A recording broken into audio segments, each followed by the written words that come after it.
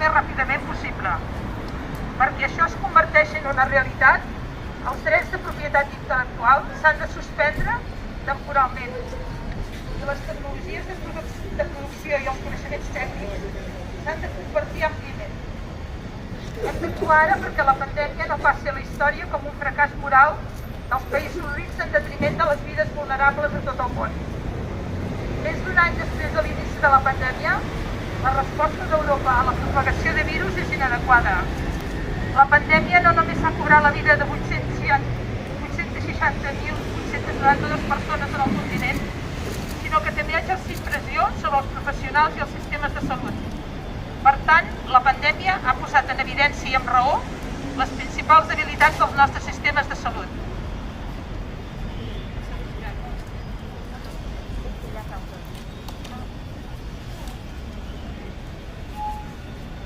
Després d'anys de retallades sostinguts als serveis públics i polítiques basades en l'austeritat, els sistemes de salut s'han vist sotmesos a pressió davant d'una epidèmia d'aquesta magnitud i només pot mantenir-se en peu gràcies a la dedicació de les persones que treballen als establiments de salut.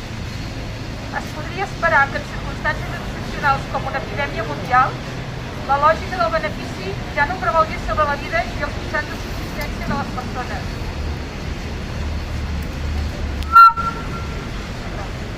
La suspensió temporal dels drets de propietat intel·lectual és l'única forma d'augmentar la producció i ampliar l'accés a les vacunes ràpidament. Finalment, la pandèmia no és un bon moment per als secrets industrials.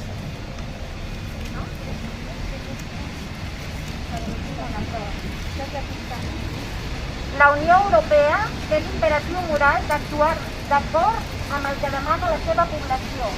Enquestes recents han demostrat que de mitjana el 69% de la població dels països occidentals creu que els governs han de garantir que els coneixements científics i tecnològics de les vacunes es comparteixin amb els fabricants qualificats al voltant del món.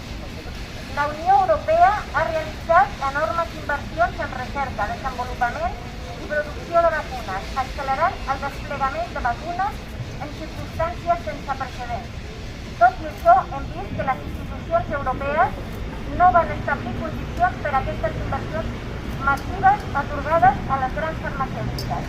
Van signar acords no transparents, molt rendibles per a aquestes multinacionals que van adquirir patents sobre vacunes en lloc de convertir-les en un bé públic global, sense tenir control sobre si finançaven públicament els béns, es feien disponibles per a quin preu i quan.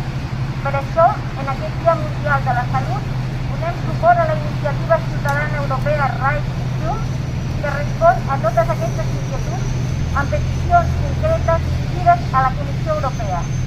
Covid-19 s'ha convertit en un negoci enorme i lucratiu, a un cost per a la nostra salut i la vida de moltes persones a tot el món.